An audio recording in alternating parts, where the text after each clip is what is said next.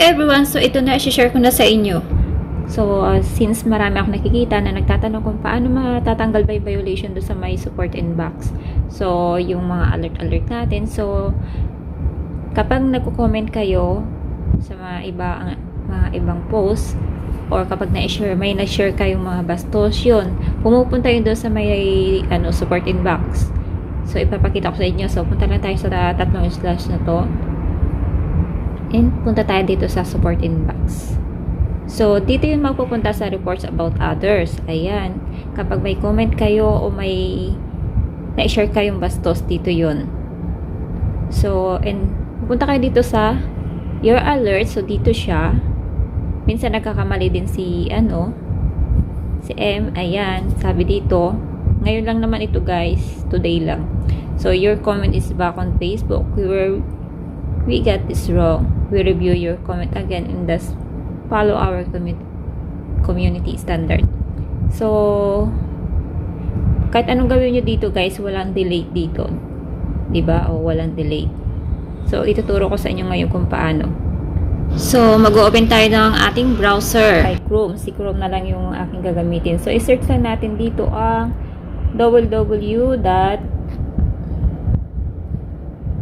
mbasicfacebook.com. So, ayan na. So, ito. Hindi tayo pupunta kay Facebook. Dapat kay, kay Facebook mbasic tayo pupunta. So, i-click natin ito, guys.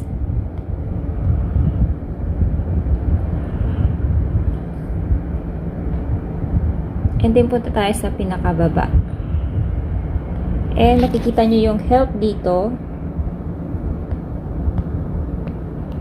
Yung help dito, guys. Ito. Tap lang natin yon. And then, punta tayo dito kay support inbox. So, ito yung your comment goes against our community. Nakita nga natin doon sa Facebook profile natin. So, paano natin yan matatanggal? So, punta tayo dito kay see full message. So, ayan guys. So, dito may delete. So, i-delete natin dito. Ayan. Delete message. Ayun. Support inbox is your place to get and reply to message from Facebook about your reports and accounts. So, balik tayo kay Facebook ngayon. So, punta ulit tayo kay support inbox and check natin your alert kung no violation na. So, that's all lang guys. Ang may share ko sa inyo. Bye!